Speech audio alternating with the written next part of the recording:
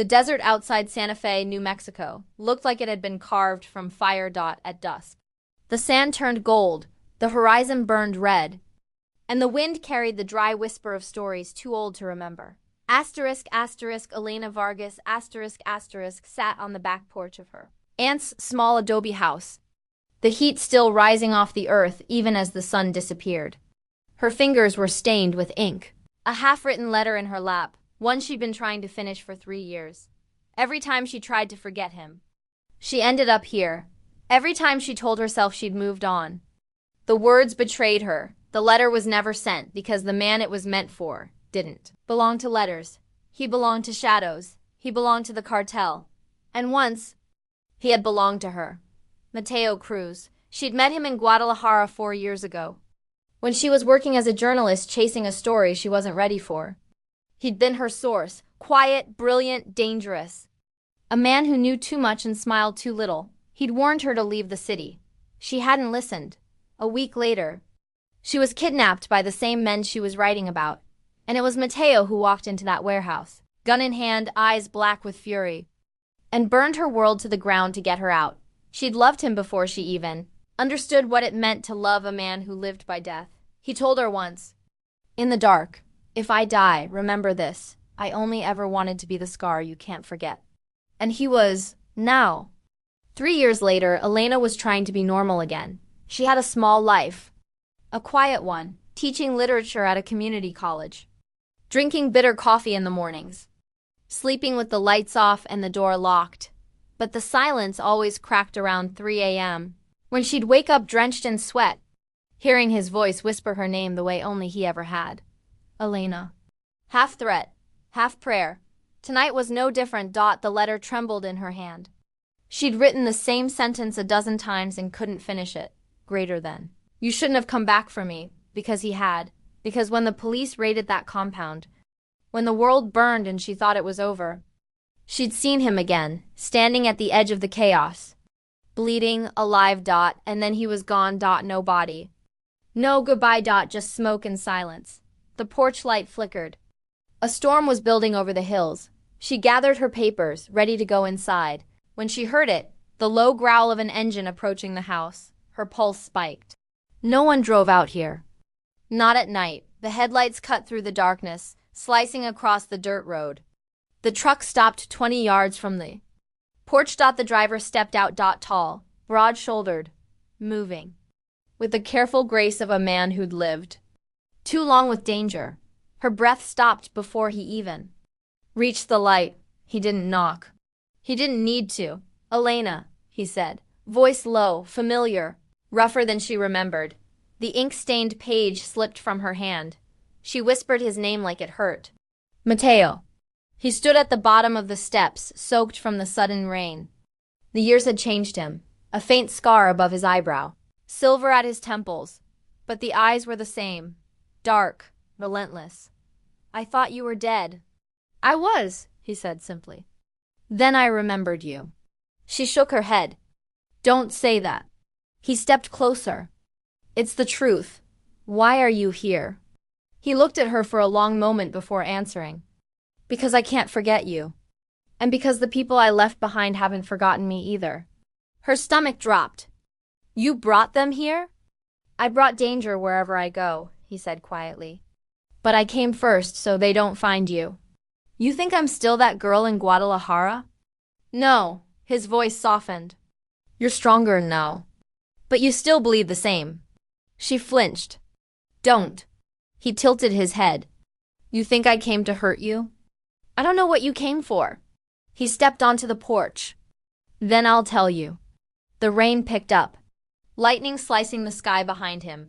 He reached into his jacket and placed a folded, water-stained photograph on the table. It was her, taken from a distance, 3 nights ago.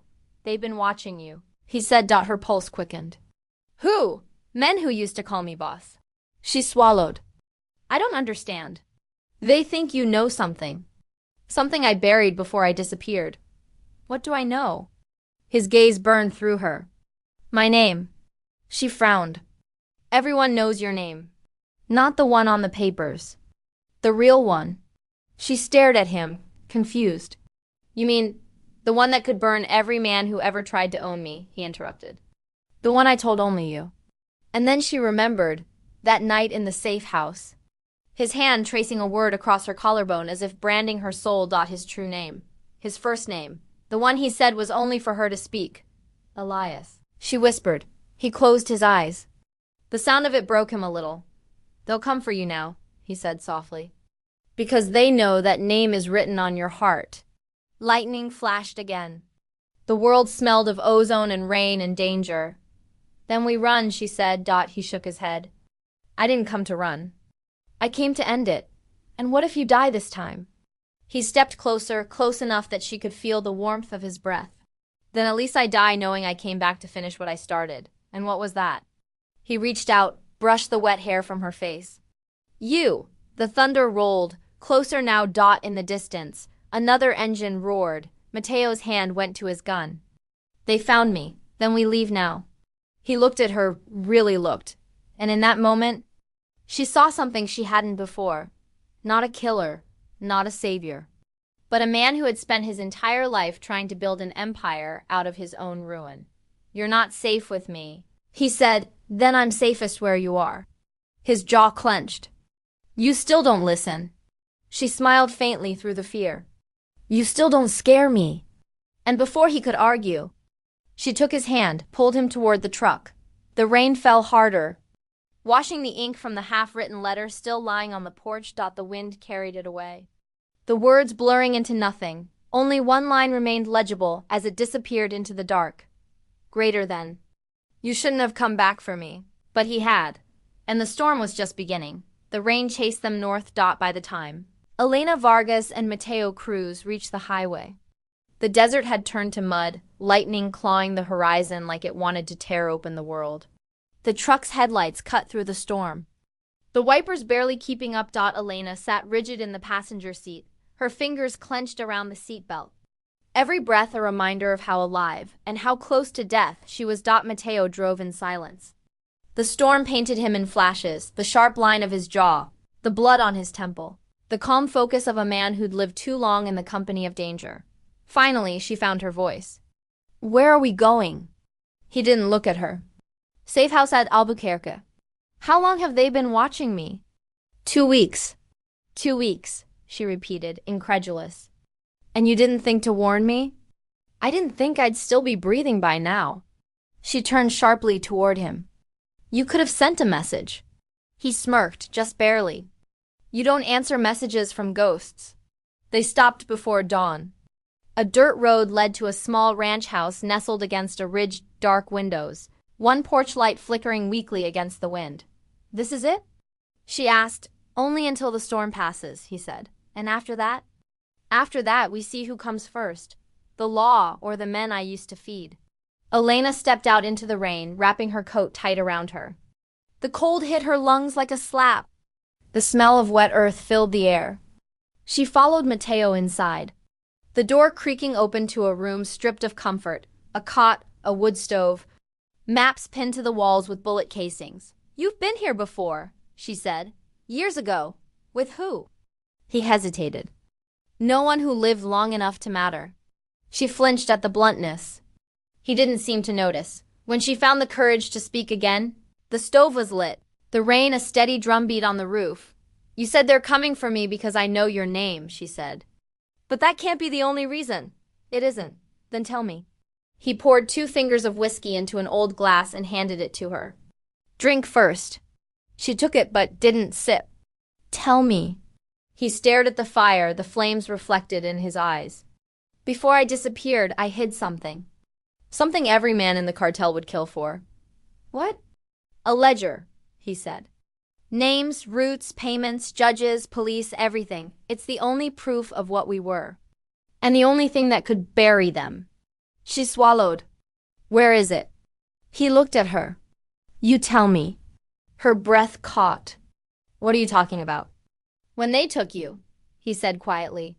Before I got you out, they searched your bag. The night you escaped, you were holding something I'd never seen before. Small, leather, burned on one side. Her memory flashed the warehouse, the screaming, the chaos, and then a single image, her hand clutching a book as she ran. She'd dropped it somewhere near the border. She'd never thought twice about it again. Her stomach twisted. "It was yours. It was everything," he said. She set the glass down, her voice trembling. "Then you came back for it." "Not me." He stood slowly, closing the distance between them. "Don't say that." "Why not?" "Because I don't know how to lie to you." "Then say it," she demanded, her voice breaking. "Say you didn't come back for me."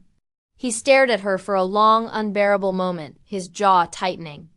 Then, quietly, "I came back for both." Her eyes burned. "That's not an answer. It's the only one I have." The storm deepened outside, the thunder now shaking the windows. The fire threw wild shadows against the walls, turning the room into a trembling confession. "You think finding that ledger will fix anything?" she asked. "It'll end it. And what happens to us after?" He gave a hollow laugh. "There's no us in endings, Elena." She stepped closer, her voice low. "Then why are you still here?" He didn't move, but something in his eyes cracked, a brief, dangerous softness. "Because every time I try to forget you, I remember that night in Guadalajara. The way you looked at me when I said your name. Like you'd already forgiven the things I hadn't even done yet." Her throat tightened. "And what do you want from me now?" He hesitated, just long enough for the silence to become an answer of its own. "Then, I want you to remember me the way I was before all of this. Before the blood, before the lies." "You mean before you became a lord of death?" He almost smiled. "Before I believed that was all I could be." The wind howled outside. The light flickered and then, as if on cue, a sound broke through the storm, the crunch of tires on wet gravel. Mateo's head snapped toward the window. "They found us." Elena's pulse spiked. "How?" "They always do." He grabbed the pistol from the table and tossed her another. "You still know how to use one." She hesitated, then nodded. "You taught me, then aim for the headlights." He kicked the lamp over, plunging the room into near darkness. Outside, the glow of two vehicles cut through the rain, growing brighter. Voices shouted in Spanish, rough, familiar, too close. Mateo's jaw set. "Don't move until I say." But she was already at his side. "I'm not hiding, Elena." "No." Her voice trembled, but she didn't flinch. "If this is what comes with knowing your name, then I'll wear it." For a moment he said nothing. Then he nodded, barely, and in that small gesture. The world shifted, no longer savior and saved, but two broken halves of the same storm. The first shot came like thunder, shattering the night. Mateo returned fire, glass exploding behind them. Elena dropped to the floor, heart pounding, her body remembering the terror it thought it had buried. He covered her with his body as another bullet tore through the wall. "Stay down." "I'm fine," she shouted. He looked at her, soaked, terrified, defiant, and something fierce flared in his chest. "You're more than fine," he murmured. "You're fire. Then stop trying to put me out." He grinned through the chaos. "Never." When the smoke cleared, the world smelled of rain and gunpowder. One car burned at the edge of the ridge, the other gone. Fleeing back toward the desert, Elena sat against the wall, trembling, blood on her sleeve. Not hers. His, Mateo. He wiped his face with the back of his hand. "Just a graze." She didn't believe him, but she didn't argue. She pressed her hand over the wound anyway. He winced, then caught her wrist, his grip tight but gentle. "You should have run when you had the chance. And missed this?" She whispered, eyes glistening. "Not a chance." He let out a shaky breath. "You're going to destroy me." She leaned closer, her voice barely a breath. "You already did." Outside. The storm finally broke, but inside that dim, broken house, something new began, something that would either save them both or finish what the world had started. Because, in the end, it wasn't the cartel that wanted her. It wasn't the men chasing their past. It was the memory of his name, written too deep on her heart to ever wash away. The world was quiet after the storm. Too quiet. The house on the ridge sat in the morning sun like nothing had happened, but inside, the smell of gunpowder and blood lingered in the air, heavy, metallic, inescapable. The rain had washed the desert clean, but it couldn't wash away what they had done. Elena Vargas stood at the sink, scrubbing the crimson from her hands until the water ran clear. Her body was trembling, though she didn't know if it was fear or adrenaline. Maybe both. Behind her, Mateo Cruz sat at the table, shirt off, a bullet wound carved along his shoulder. He held a rag against it, the skin beneath already bruised purple. "You should have gone to the hospital," she said. He gave a short laugh that sounded more like a cough. "Hospitals ask questions, and you prefer to bleed out quietly?" He met her eyes, the corner of his mouth lifting. "Only when the company's good." She shook her head, grabbing the whiskey bottle from the counter. "You're impossible." He tilted his head. "And yet here you are." Elena poured the whiskey over the wound before he could protest. He hissed through his teeth, eyes burning into hers. But he didn't pull away. "This is going to leave a scar," she said. His voice dropped to a low murmur. "Everything worth remembering does." They ate in silence after that, stale bread, coffee, exhaustion. The air between them hummed with the kind of tension that wasn't just about fear. When she finally spoke, it wasn't about bullets or blood. "You said the ledger could destroy the cartel," she said. "But if it's gone, what's left to fight for?" He stared into his coffee. "The truth." "Whose truth?" "Mine," she frowned. "And what is that?" He looked up, eyes darker than the coffee in his cup. "That I built an empire out of lies, and I'm tired of being worshipped for it." She leaned forward. "Then why not walk away?" "I tried," he said quietly. "The night I saved you." Her breath caught. "I had a plan," he continued. "I was supposed to disappear. New name, new life. No past. What stopped you?" He looked at her like she was the answer. "You did." The room fell still. Elena's pulse hammered in her throat. "That's not fair." "It's the truth," he said simply. "I went back for that ledger because I thought it was my last chance to end everything I'd started. But when I saw you there, I couldn't let you die. And when I saved you, I lost everything else." Her voice trembled. "And now they'll come for both of us. They already have." She pushed away from the table, pacing. "Then tell me the rest, Mateo. Tell me what you're not saying." He was silent for a moment. Then he said the words like a confession. "The cartel doesn't want the ledger. They want me. Why? Because I took something from them that was never supposed to be mine." Elena frowned. What could you possibly take from men who own everything? He hesitated, long enough for her to know the answer would hurt. Then quietly, "You." She froze. "You were never supposed to meet me," he said. "The journalist from Guadalajara, they sent you to find me. You just didn't know it." Her stomach dropped. "No, I was investigating the cartel." "Yes," he said. "And they sent you to write the story that would lead them to me. You were the bait." Her knees almost buckled. "You're lying. I wish I was." She stepped back, shaking her head. "No, that's not. Think, Elena. Who gave you the name of my contact? Who paid for your travel? Who protected your story until the night you disappeared?" Her voice faltered. "I thought it was the paper. My editor, your editor was on their payroll." The words struck like a blade. She pressed her palms to the table, breathing hard. "So you're saying they used me to find you?" "Yes, and when I didn't bring them what they wanted, they killed your team," he said softly. "And they would have killed you too." Tears burned her eyes. "So saving me wasn't mercy. It was guilt."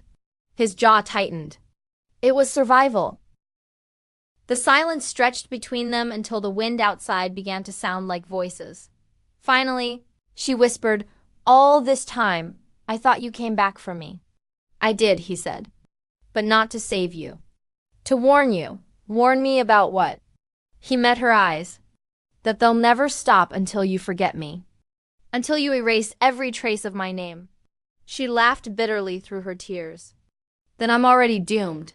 He stood, wincing as the wound pulled. "No, I'll end this before they get close enough to touch you again." "By killing them?" "If that's what it takes. Then you'll become exactly what they made you." His voice hardened. "Maybe that's the only way to beat them." Elena stepped closer. The storm outside reflected in her eyes. "No, you're not them." "You're not what they built." He didn't move, but his voice cracked just enough to betray him. "Then what am I?" She reached out, her fingers brushing the scar on his chest, the place where his heart should have been hard. but still beat beneath her touch. "You're the man who wrote his name on my heart," she said. "And I'm the woman who can't forget it." He closed his eyes, leaning into her touch like it hurt to be seen. "You shouldn't love me," he whispered. "Too late," she said. The moment stretched, fragile, trembling, until the sound of a car door outside shattered it. Mateo turned instantly, gun raised. "They're here." "Who?" "Not Cartel," he said grimly. "Government." Elena's pulse spiked. "Then we run." He shook his head. "No, they can't see you with me. If they do, they'll think you're part of it. I'm not leaving you." He met her eyes, steady and unflinching. "You have to. If you stay, you'll die. Then so will you." He stepped forward, pressed a quick, desperate kiss to her forehead. "If I die, it's my penance. But if you live," she caught his hand, her tears hot against his skin. "Don't you dare say goodbye." He smiled faintly. "I wasn't going to." And then he slipped through the back door, disappearing into the glare of the sun. Elena stood frozen, her breath shallow, her heart pounding with the memory of his touch. Outside, tires crunched on gravel. Voices shouted. Boots pounded toward the door. She wiped her tears, straightened her shoulders, and whispered to the empty room, "You can't erase a name written in blood." And then she, too, disappeared into the desert. The desert swallows everything: sound, memory, mercy. By nightfall, Elena Vargas had walked far enough from the safe house that the world behind her looked like a dream she was already beginning to forget. Her clothes were torn, her throat raw, and her heart, that stubborn, foolish heart, beat with one name over and over: Mateo. She didn't know where he'd gone. She only knew the sound of the gunfire that came minutes after he disappeared.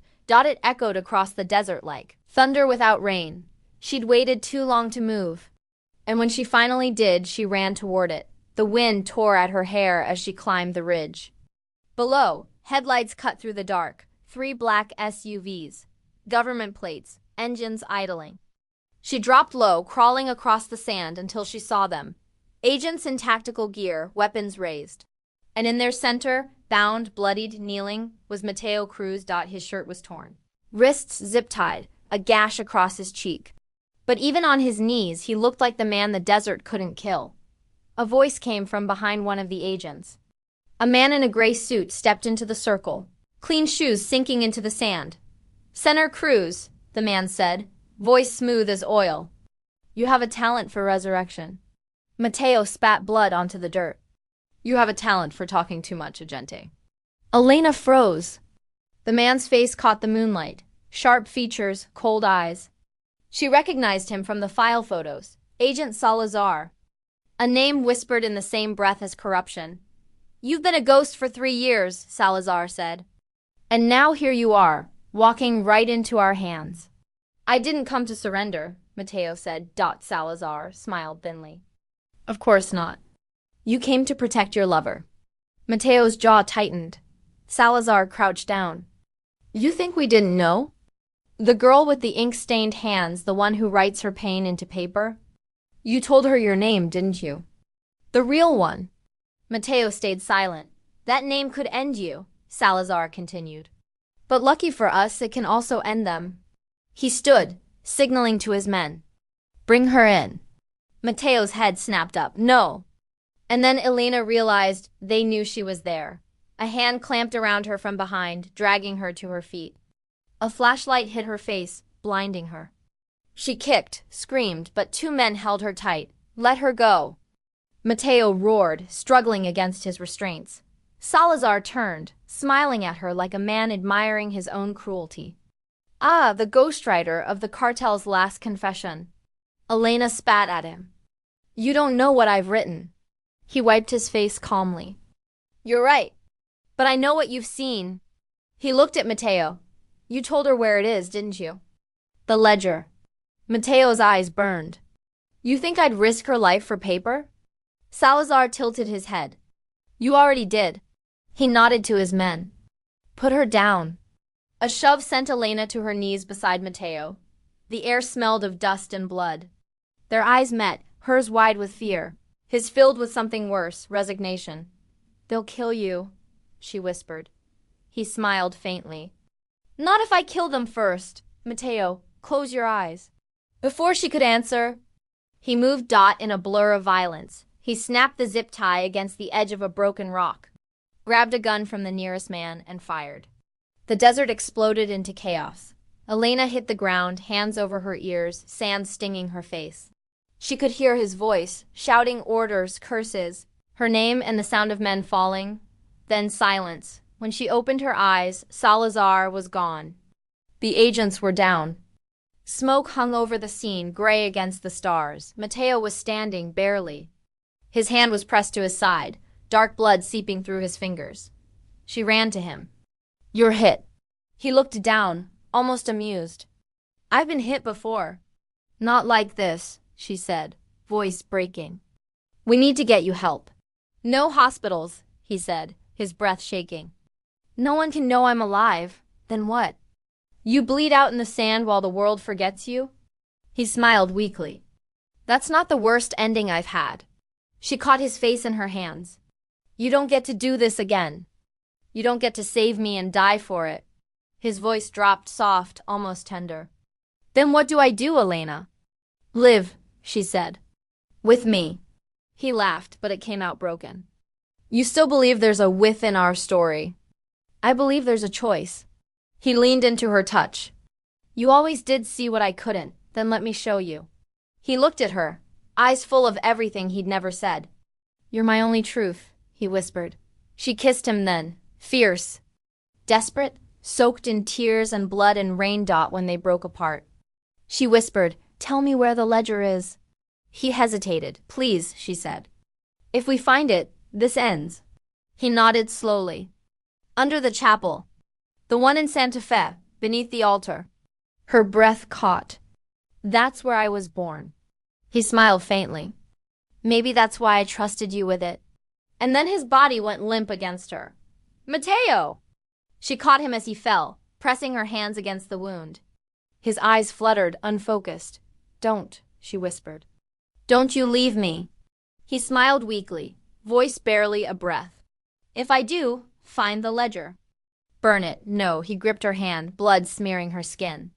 Some names aren't meant to survive. Then his hand fell away. The wind howled through the desert. Carrying the smell of rain. Elena held him, shaking, whispering his name over and over until the stars blurred through her tears. By morning, the bodies were gone. The sand had covered the blood. Only Mateo's jacket remained, heavy with dust, the faint smell of smoke and whiskey clinging to it. She pulled it over her shoulders, stood and looked east, toward Santa Fe, toward the chapel, toward the secret buried beneath her own beginning. Her voice was quiet, steady, as she whispered into the wind, if they wrote your name in blood, I'll write it in fire. And then she walked into the rising sun. The chapel stood at the edge of the city, where Santa Fe's sandstone heart gave way to the open desert, half holy, half ruin. Its bell tower leaned like a tired guardian, its white paint cracked and sunburnt. The wind carried the faint scent of sage and candle smoke, and the air was heavy with something sacred, or maybe just sorrow. Elena Vargas hadn't been here in years. The last time she'd seen this place, she'd been a child, clutching her mother's hand during Sunday Mass, believing prayers could save anyone. Now her palms were scarred. Her faith burned to ash. She pushed open the chapel doors. The hinges moaned and dust swirled in the thin rays of morning light. Everything was as she remembered. The creaking pews, the chipped altar, the faint image of the Virgin above the candles. Only the silence was new. She crossed the aisle, her footsteps echoing. Beneath the altar she saw it, a loose stone tile, darker than the rest. Her pulse quickened. She knelt, fingers trembling as she pried the stone free. Beneath it lay a small box, wooden, burned at the edges, sealed with wax. The crest carved into it was faint but unmistakable. A lion's head, Mateo's mark. Her breath hitched. She broke the seal and lifted the lid. Inside were stacks of papers, names, dates, routes, accounts, everything the world had chosen to ignore. Judges, mayors, cops. The cartel wasn't an empire. It was a shadow cast by men in daylight, and at the top, one file stood alone. It bore her name. Elena Vargas, journalist, ASAC. Her heart stopped. She flipped it open. Photos, reports, a signature at the bottom of the page. Agent Salazar. He'd been using her from the start. She'd been the bait, the witness, the weapon, all without knowing. Her vision blurred with fury. And beneath her own file. Another one, thinner, older. Mateo Cruz classified. She hesitated before opening it. Inside was a single sheet. A birth certificate. A photograph. A handwritten note. Her breath caught as she read it. If she finds this, it means I didn't make it. Tell her the truth. My name was never Mateo Cruz. That name belonged to the man who killed my father. I took it to destroy what he built. I took it so no one else could bear it.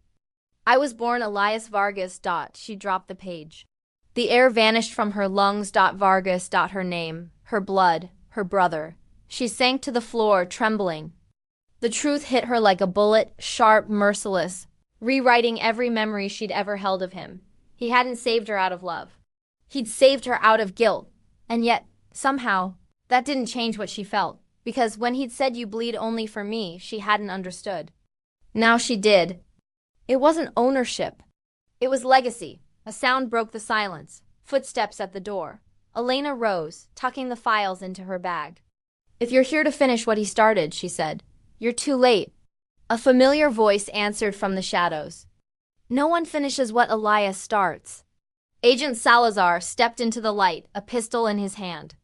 His suit was dusty, his face tired, but his smile was cold as ever. I warned him, Salazar said. You can't bury ghosts in this country. The ground always spits them back out. Elena met his gaze, unflinching. You killed him. I corrected him, Salazar replied. He thought he could burn an empire and walk away. But he forgot that ashes still blow in the wind. She took a step forward, her hand trembling but steady. You made me believe he was the villain. Salazar tilted his head. And you were happier that way, weren't you? Her voice was a whisper. No, then why are you still alive? He asked, because he made sure I'd be. Her hand shot into her jacket. She pulled the gun, his gun, and aimed it at Salazar's chest. He smiled. You think you'll kill me and everything ends? No, she said. I think it finally begins. He laughed. You're not like him. You're right. Her finger tightened on the trigger. I'm worse. The shot cracked through the chapel. The echo climbed the walls, shattering the glass of a small stained window. Salazar fell without a sound. The silence after was deafening. Elena lowered the gun, her whole body trembling. The scent of gunpowder mixed with candle wax and desert wind. It didn't feel like victory. It felt like inheritance. She buried the files that night in the same desert where Mateo had fallen.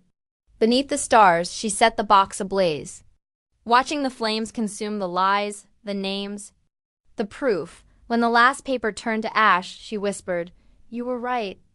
Elias, some names shouldn't survive. The wind carried the smoke east, toward the city lights, toward the world that would never know what it had been spared. She stood there a long time, until the fire burned out. Then she turned away, walking into the horizon. Months passed. Elena moved again, south, to the coast, to a small town that smelled of salt and oranges. She started teaching again, wrote under a different name. Some nights, when the sea was calm, she'd walk the shoreline barefoot and think of him. Not the killer, not the savior, the brother who'd tried to rewrite his curse and failed. And sometimes, when the tide was high, she'd see it, a mark drawn in the sand. Simple and crude, a lion's head. It always disappeared before morning. But she knew what it meant. He was gone. But he was everywhere. In the storm, in the silence, in the part of her that refused to forget because the truth wasn't in the blood they shared. It was in the way he'd written his name, not on the world, but on her heart, and no fire, no bullet, no God could erase it. The end.